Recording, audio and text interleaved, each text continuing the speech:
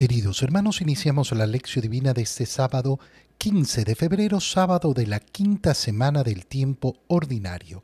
Por la señal de la Santa Cruz de nuestros enemigos, líbranos, Señor Dios nuestro, en el nombre del Padre, y del Hijo, y del Espíritu Santo. Amén.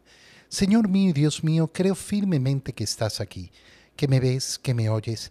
Te adoro con profunda reverencia, te pido perdón de mis pecados y gracia para hacer con fruto este tiempo de lección divina. Madre mía Inmaculada, San José, mi Padre y Señor, Ángel de mi guarda, interceded por mí. Continuando con la lectura del libro del Génesis, leemos en este sábado el capítulo 3, versículos 9 al 24. Después de que el hombre y la mujer comieron del fruto del árbol prohibido, el Señor Dios llamó al hombre y le preguntó: ¿Dónde estás?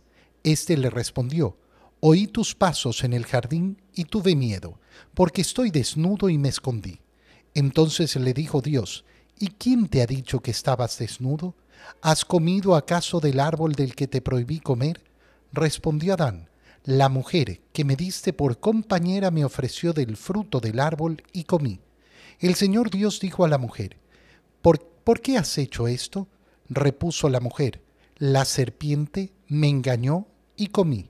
Entonces dijo el Señor Dios a la serpiente: Porque has hecho esto, serás maldita entre todos los animales y entre todas las bestias salvajes. Te arrastrarás sobre tu vientre y comerás polvo todos los días de tu vida. Pondré enemistad entre ti y la mujer, entre tu descendencia y la suya, y su descendencia te aplastará la cabeza, mientras tú tratarás de morder su talón. A la mujer le dijo: Multiplicaré las fatigas de tus embarazos, y con dolores darás a luz a tus hijos. Tus impulsos te llevarán hacia tu marido, y él te dominará. Al hombre le dijo: Por haber hecho caso a tu mujer y por haber comido del árbol del que te prohibí comer, maldito sea el suelo por tu culpa. Con fatiga sacarás de él tus alimentos todos los días de tu vida. Te producirá cardos y espinas, y comerás de las hierbas del campo. Ganarás tu pan con el sudor de tu frente hasta que vuelvas a la tierra, porque de ella te saqué. Eres polvo y en polvo te convertirás. El hombre le puso a su mujer el nombre de Eva, porque ella fue la madre de todos los vivientes. El Señor Dios les hizo al hombre y a la mujer unas túnicas de pieles para que se las pusieran. El Señor Dios dijo: Aquí está el hombre ya casi convertido en uno de nosotros por el conocimiento del bien y del mal. Que no vaya ahora a extender la mano para tomar los frutos del árbol de la vida, se los coma y viva para siempre. Entonces el Señor Dios lo expulsó del jardín del Edén para que trabajara el suelo de donde había sido hecho. Y expulsado el hombre, colocó al oriente del jardín del Edén a unos querubines con unas espadas de fuego ardiente para impedir la entrada hacia el árbol de la vida. Palabra de Dios. La primera cosa que tenemos que examinar en la lectura de este capítulo 3 posterior al pecado original del cual hemos leído el día de ayer es el inmenso amor de Dios. Pero alguna persona dirá: pero si estamos viendo el castigo al hombre y a la mujer, con inmenso amor. Fíjate cómo hemos terminado la lectura el día de ayer, viendo cómo después del pecado original se nos presenta a Dios caminando por el jardín a la hora de la brisa, y es el hombre el que se esconde de la presencia de Dios. Y a partir de ahí, ¿qué sucede? Que lo llama. Después de que el hombre ha comido del árbol prohibido, el Señor llamó al hombre: ¿Dónde estás? Fíjate cómo busca al hombre, cómo busca esa amistad con el hombre, y sin embargo es el hombre el que se ha escondido y le responde a Adán: Oí tus pasos en el jardín y tuve miedo. ¿El miedo qué es? Lo primero que aparece después del pecado original. El miedo, y además el miedo tan irracional que tengo miedo a aquel que no tengo nada que temer. ¿Cómo voy a tenerle miedo a Dios? No puedo tenerle miedo a Dios. Esa es la irracionalidad pura. Y sin embargo el hombre ha perdido entonces esa claridad en su uso de la razón, esa semejanza con Dios que nosotros veíamos que está justamente en su capacidad de pensar, de razonar y de decidir. Ha arruinado efectivamente su recto pensamiento. Y al perder su recto pensamiento, deja que el miedo lo gobierne, que la vergüenza lo gobierne. ¿La vergüenza de qué? De estar desnudo. Ya vemos que esa solución que ha querido poner el hombre a sí mismo, es decir, cubrirse con unas hojitas, no le basta. Sigue estando desnudo. Su solución al problema de su desnudez no ha sido suficiente. Dios entonces le pregunta. Qué bonita es esta pregunta y qué amorosa es esta pregunta. ¿Por qué? Porque Dios sabe lo que ha ocurrido y sin embargo quiere escuchar al hombre, quiere darle la oportunidad de hablar. Este es un acto de amor, no el que juzga sin haber escuchado al otro, sino el que se toma el tiempo para escuchar al otro. ¿Quién te ha dicho que estabas desnudo? ¿Acaso has comido del árbol que te prohibí comer? Y viene la respuesta más canalla que puede existir. La respuesta del hombre es una respuesta terrible. ¿Por qué? Porque no es la aceptación de la culpa, sino la justificación que lleva a echarle la culpa no solo a la mujer, sino al mismo Dios. Fíjate bien, la mujer es la culpable. La mujer que además tú me diste por compañera. Entonces al final, ¿qué está haciendo el hombre? Está reconociendo que sí, yo comí, pero al final la culpa la tiene la mujer. Y como la mujer me la diste tú, al final la culpa es tuya. Por eso digo la respuesta más canalla que puede haber. El Señor en ese momento no le dice nada, sigue preguntando. ¿Por qué has hecho esto? Le pregunta a la mujer. La serpiente me engañó y comí. La mujer también le echa la culpa a la serpiente. Y la serpiente efectivamente tiene su culpa y por eso va a ser sentenciada. Pero no es la culpa de ella. Fíjate la profundidad de lo que hay en esto cuando nosotros vivimos nuestra fe justamente en el reconocimiento de la misericordia de Dios y aceptamos por mi culpa, por mi culpa. Este es el acto verdaderamente sanador, el que nos conduce a la sanación, no la justificación, no echarle la culpa a otro, sino reconocer mi culpa. Es mi culpa, por mi culpa. Ahí es donde empieza el verdadero camino de sanación. Interesantísimo cómo al hombre y a la mujer les pregunta y les da ocasión de hablar. A la serpiente, es decir, a Satanás, no le pregunta absolutamente nada. No hay un diálogo entre Dios y Satanás. No hay un diálogo entre Dios y la serpiente, sino que el Señor sentencia, porque has hecho esto. No le pregunta si has hecho esto, sino porque has hecho esto serás maldita entre todos los animales y entre todas las bestias salvajes. Te arrastrarás sobre tu vientre y comerás polvo todos los días de tu vida. ¿Qué es lo que leemos hasta aquí? La vida infernal que va a tener Satanás desde ese momento. Cuando nosotros decimos que Satanás está en el infierno es porque vive un infierno. El haber cortado con Dios, el haberse rebelado con Dios, ¿qué implica para Satanás y para todos los demonios? Vivir una existencia de tormentos. Por eso es que su única manera de responder es con la ira, con la rabia. ¿Hacia quién? Hacia el único que puede atacar. No puede atacar a Dios. Puede atacarnos a nosotros. Pero su existencia es miserable. Miserable. No tiene nada que ofrecerme a mí. Por eso es tan importante alejarnos de todo lo que nos ofrece Satanás, porque lo único que ofrece, disfrazado de cualquier mentira, es miseria, pura miseria. Nadie tiene para dar lo que no posee. Yo no puedo dar lo que no tengo. ¿Qué tiene Satanás en su existencia? Miseria. Eso es lo único que puede dar. Eso es lo único que puede entregar. Y de nuevo, se manifiesta el inmenso amor de Dios y viene lo que conocemos como el protoevangelio. Pondré enemistad entre ti y la mujer, entre tu descendencia y la suya, y su descendencia te aplastará la cabeza, mientras tú tratarás de morder su talón. ¿Por qué se llama el protoevangelio? Porque en este momento se da el primer anuncio de la salvación. El anuncio de cómo esa descendencia de la mujer aplastará la cabeza de la serpiente. Ah, pero la serpiente morderá el talón. Sí, perdón. Morder el talón es herir. Aplastar la cabeza de la serpiente es liquidarla, matarla. Y entonces se ve efectivamente cómo no hay comparación. De ahí va a la sentencia contra la mujer. Multiplicaré las fatigas de tus embarazos. Es decir, cómo aparecen esas consecuencias del pecado original que transforman la naturaleza humana y no solo la naturaleza humana, sino la naturaleza de toda la creación.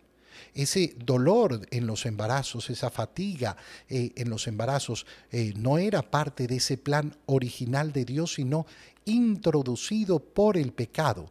Tus impulsos te llevarán hacia tu marido y él te dominará.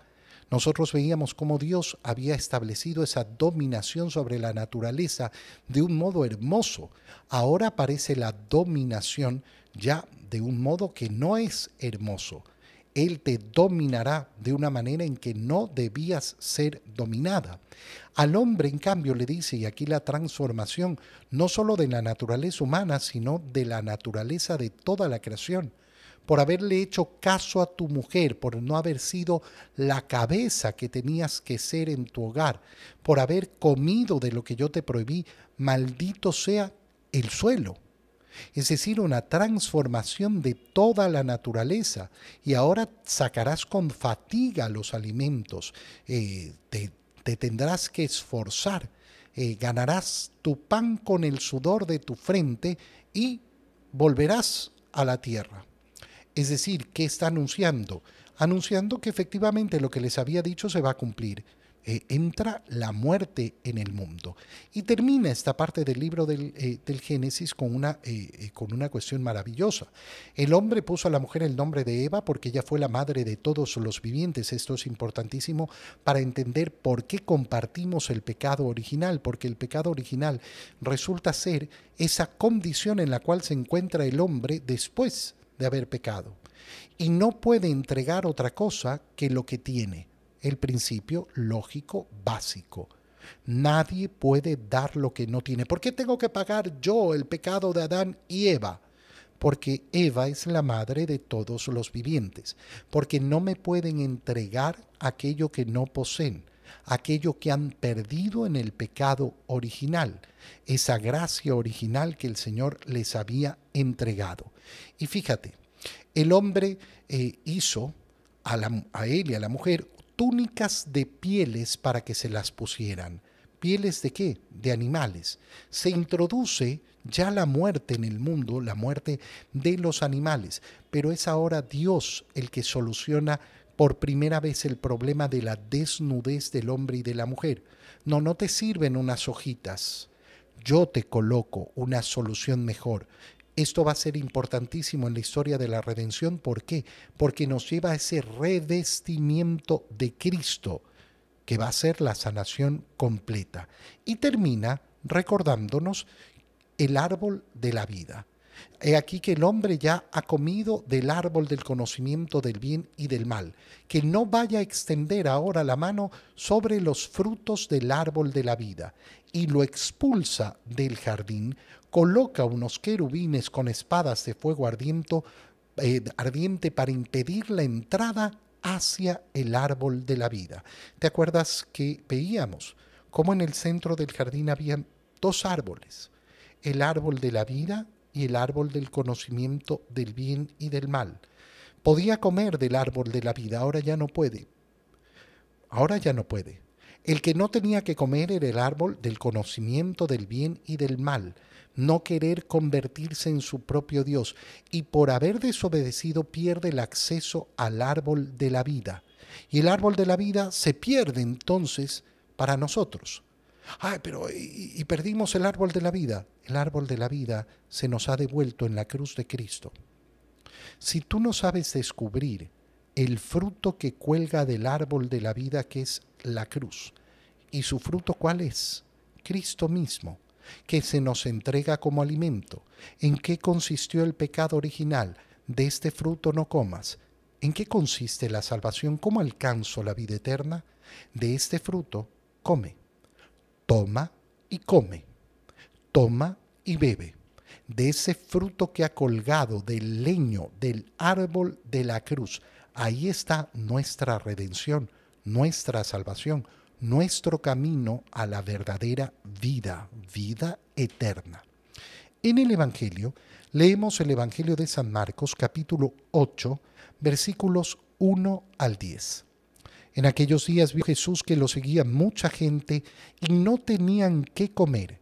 Entonces llamó a sus discípulos y les dijo: me da lástima esta gente. Ya llevan 3 días conmigo y no tienen qué comer. Si los mando a sus casas en ayunas, se van a desmayar en el camino. Además, algunos han venido de lejos. Sus discípulos le respondieron: ¿y dónde se puede conseguir pan aquí en despoblado para que coma esta gente? Él les preguntó: ¿cuántos panes tienen? Ellos le contestaron: 7.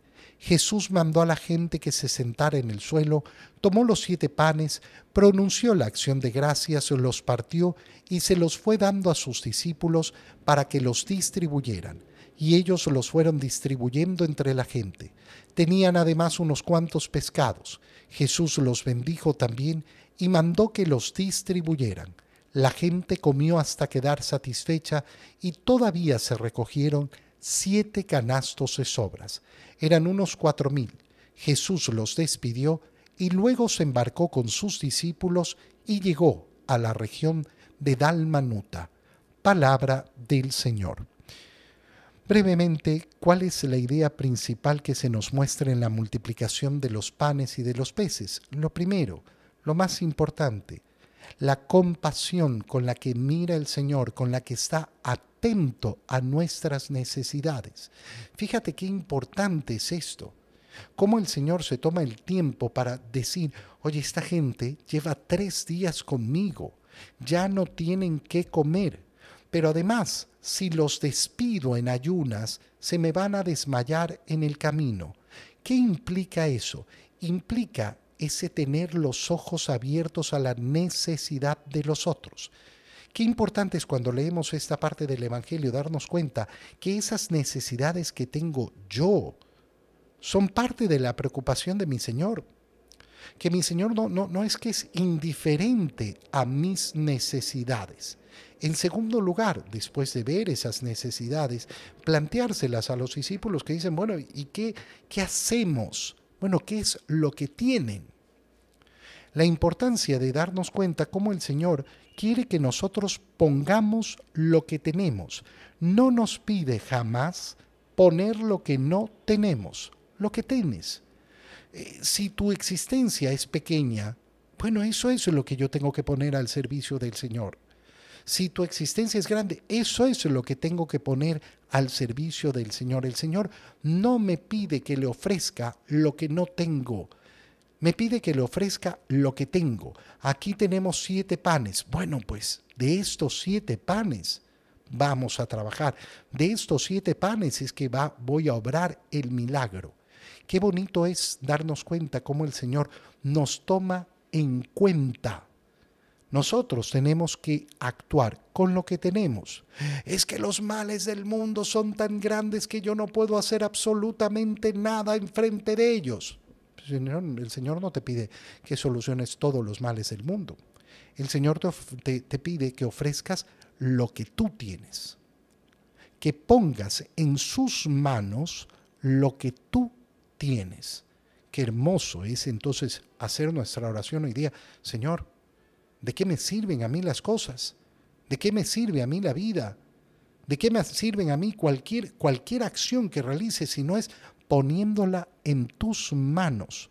Toma todo lo que soy y haz con ello lo que tú quieras.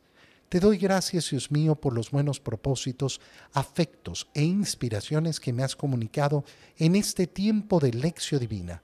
Te pido ayuda para ponerlos por obra. Madre mía Inmaculada, San José, mi Padre y Señor, Ángel de mi guarda, interceded por mí.